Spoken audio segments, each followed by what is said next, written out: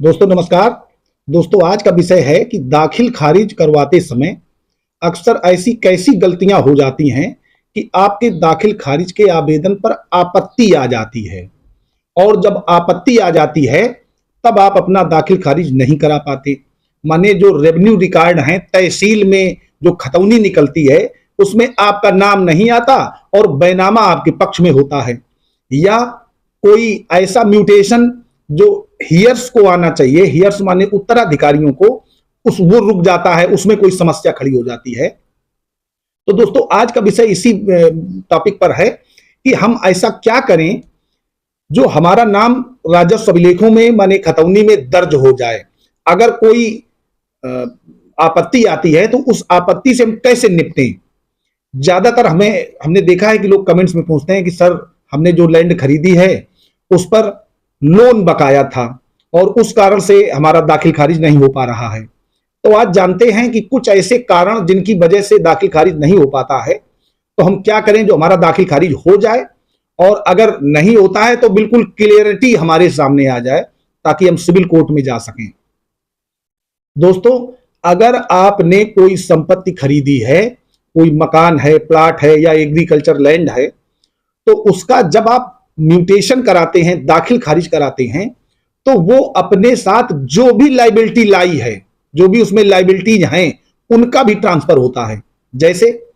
अगर उस संपत्ति पर कोई ऋण बकाया है तो वो भी आपको वही अदा करना पड़ेगा, क्योंकि वो लाइबिलिटी है, उसकी जिम्मेदारी है उस संपत्ति की। माने उस संपत्ति का जो भी उपभोग करेगा, जो उसका मालिक होगा, वो उस पैसे को भी जमा करेगा। तो अब इसका मतलब यह हुआ कि अगर कोई आपत्ति आती है किसी व्यक्ति की तरफ से कि साहब इसमें तो ऋण बकाया है, इसको कैसे इनके पक्ष में दाखिल खारिज कर दिया जाए या म्यूटेट कर दिया जाए, तब ऐसी स्थिति में आप या तो स्वयं, क्योंकि आपने प्रॉपर्टी खरीदी है, पहले नहीं देखा, गलती आपकी है, तो आप स्वयं वो पैसा जमा कर दें, जो भी बैंक हो या जो भी ऋण लोन वाली कंपनी हो उसमें, और वहां से एक एनओसी ले लें और दाखिल खारिज करा लें। या जिस व्यक्ति से आपने वो लैंड परचेज की है, खरीदी है, उससे दबाव बनाकर वो पैसा जमा करवा दें। अगर आपने जमा किया है तो बाद में जब म्यूटेशन हो जाए तो एक सिविल सूट, आप मनी सूट डाल सकते हैं उस धन की रिकवरी के लिए और उससे वो पैसे ले सकते हैं, क्योंकि एक बार आप पैसा दे चुके हैं। अगर आप अपना दाखिल खारिज लेट करवाते हैं तो आपको समस्याएं खड़ी होंगी। एक मेजर प्रॉब्लम होती है दाखिल खारिज ना होने में कि जिस व्यक्ति का दाखिल खारिज नहीं हुआ है, तो जिस व्यक्ति का नाम इस समय इंद्राज है, राजस्व अभिलेखों में चढ़ा हुआ है, या तो वो स्वयं या उसके लीगल हियर्स, उसकी मृत्यु के बाद उसका पुत्र, पुत्री, पत्नी या और भी भाई बंधु अपना नाम दर्ज करवा करके उस जमीन को बेच सकते हैं। तब आप बिना मतलब में एक बैनामा कैंसिलेशन का मुकदमा लाएंगे और वो बाद का बैनामा कैंसिल करवाते हैं। तो दोस्तों आप सबसे पहले अगर कोई ऋण बकाया है तो जैसे ही आपत्ति आती है आप तुरंत वहां कहिए कि साहब ये ऋण जमा कराए देते हैं, या तो स्वयं जमा करिए और बाद में उस मूल व्यक्ति से जिसने आपको बैनामा किया उससे मनी सूट डाल करके सिविल कोर्ट में रिकवरी करा लीजिए, या उसी व्यक्ति पर दबाव बना करके आप वो पैसा जमा करा दीजिए और अपना दाखिल खारिज करा लीजिए। दूसरा, अगर कोई ये कहता है कि जिस संपत्ति का बैनामा हुआ है उस संपत्ति पर उस व्यक्ति का उतना हिस्सा ही नहीं था जितने हिस्से का उसने बैनामा कर दिया है और इसीलिए दाखिल खारिज रुक जाता है, तो दाखिल खारिज जैसे ही कोई आपत्ति आती है तो वो एज ए रेवेन्यू केस की तरीके से चालू हो जाता है। उसी तहसीलदार की कोर्ट में एक मुकदमा कायम हो जाता है। वही जो दाखिल खारिज का वाद था उसका एक वाद नंबर भी होता है। हर राज्य में एक कंप्यूटरीकृत वाद नंबर होता है और ऑर्डर शीट पे लिखा होता है, वो थोड़ा शार्ट होता है।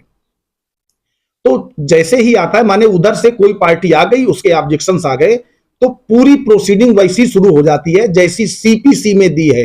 सिविल प्रक्रिया संहिता में। माने मुकदमा चालू हो जाता है और वादी को अपना एविडेंस देना होता है। तो वादी अपने एविडेंस में क्या दे, जैसे आप वादी हैं, आप गए हैं कि हमारे नाम ये संपत्ति दाखिल खारिज कर दी जाए, राजस्व अभिलेखों में उस व्यक्ति का नाम निरस्त कर दिया जाए और मेरा नाम एंट्री कर दिया जाए। इसको नामांतरणवाद भी कहते हैं। तो आप वादी हैं, आपका एविडेंस शुरू हो जाएगा, माने प्लेंटिफ विटनेस। तो जब आप प्लेंटिफ विटनेस देते हैं तो सबसे पहले प्लेंटिफ विटनेस जो PW1 होगा,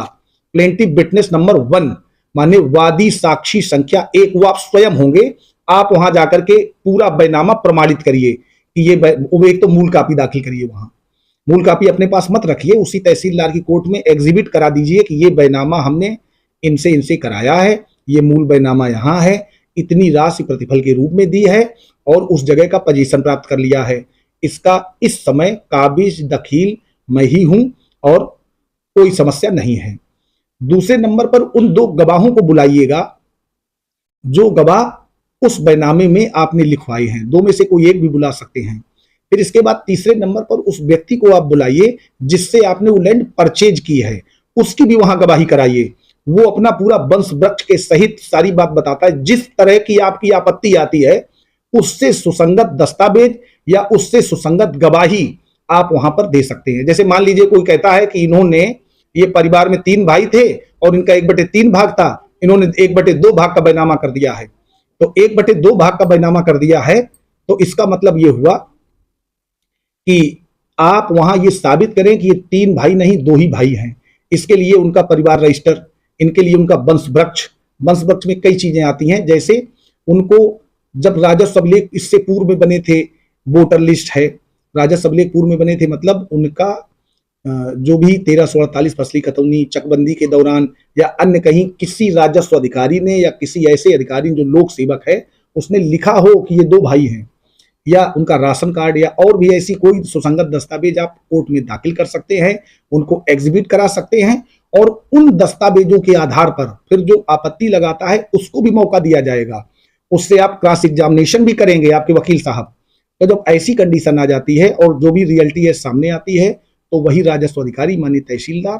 आपके उस वाद में आपके पक्ष में कंटेस्टेड जजमेंट कर देता है और वो जजमेंट फिर या तो अपोजिट पार्टी उसकी अपील करे, अपील नहीं करती तो वो परमानेंट हो जाता है। तो आप अगर दाखिल खारिज में कोई आपत्ति आती है तो उसको एज ए मुकदमा लड़िए और उसको सिविल प्रक्रिया संहिता की तरह से लड़ा जाता है, उसको लड़ने कोई अलग प्रक्रिया रेवेन्यू कोड में नहीं है, वो सीपीसी की तरह से आते हैं, उनमें नई पार्टियां बन सकती हैं। जैसे मान लीजिए एक आदमी ने आपत्ति लगाई, कल किसी और व्यक्ति को आपत्ति है, कोई कहता है कि कब्जा मेरा है, तो उसको भी पार्टी बनाया जाएगा और वो भी आएगा, तो उसको आप फास्टली जल्दी से, एक्चुअली लोग दाखिल खारिज को बहुत इजी वे में लेते हैं, बहुत हल्के तरीके से लेते हैं। तो अगर कोई दाखिल खारिज का विवाद है तो आप इस तरह से उसे निपटाएं और एक कंटेस्टेड आर्डर अपने पक्ष में करवा करके उसका म्यूटेशन करा दें। बहुत सारे लोग ये प्रश्न पूछते हैं कि साहब आर्डर तो हो गया है लेकिन कंप्यूटर में दर्ज नहीं हो पा रहा है, कंप्यूटर में हमारा नाम चढ़ा नहीं है, खतौनी में नहीं आ रहा है। तो इसके संबंध में जब भी कोई आदेश हो जाता है तो आदेश की एक प्रति एग्जीक्यूशन के लिए, माने उसके निष्पादन के लिए, वहां जो भी कंप्यूटर डिपार्टमेंट है जहां पर ये खतौनी ऑनलाइन और खतौनी एंट्री की जाती है वहां भिजवा दीजिए,